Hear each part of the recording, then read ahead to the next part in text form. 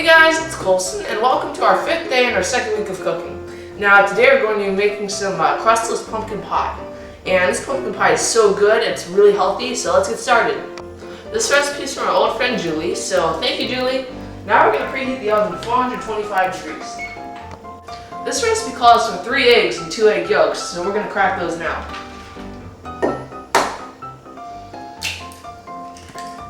The recipe calls for 1.5 cups pumpkin puree, but we just use the whole can.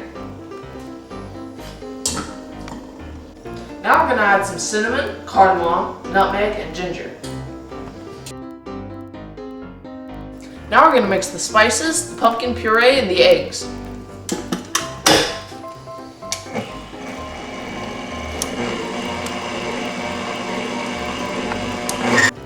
Alright, so now we're going to add our 1/4 cup of honey. The recipe usually calls for a 1/2 cup, but we like to use less sugar, so we're just using a 1/4 cup.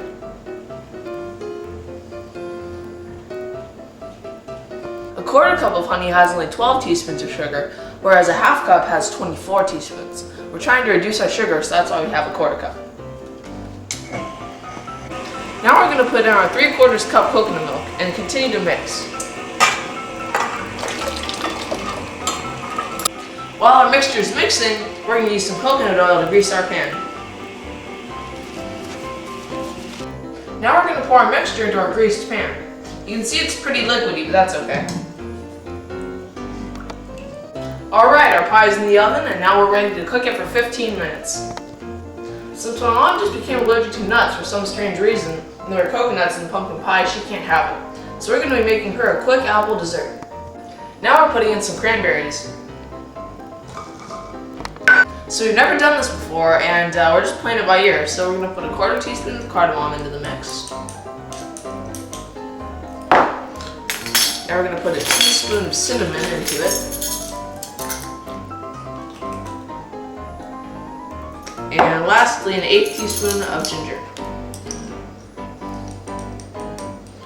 Alright. Yeah, can you put a little more in? Yeah? Thank you. Okay. Like that? Oh, maybe a little less. Okay. Okay, cool. Yeah. Thank you. Alright, so now we're going to mix it up, I guess, and see how it goes. So we forgot the honey and the butter, so we're going to add those now. I'm going to add 2 tablespoons of honey. We're adding a 1/4 cup of butter, and we really don't know what we're doing, so we hope this is good.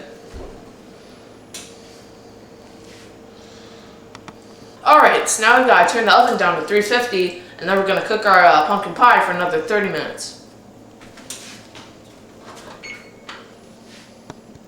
While we're at it, we're going to cook the apples and cranberries too.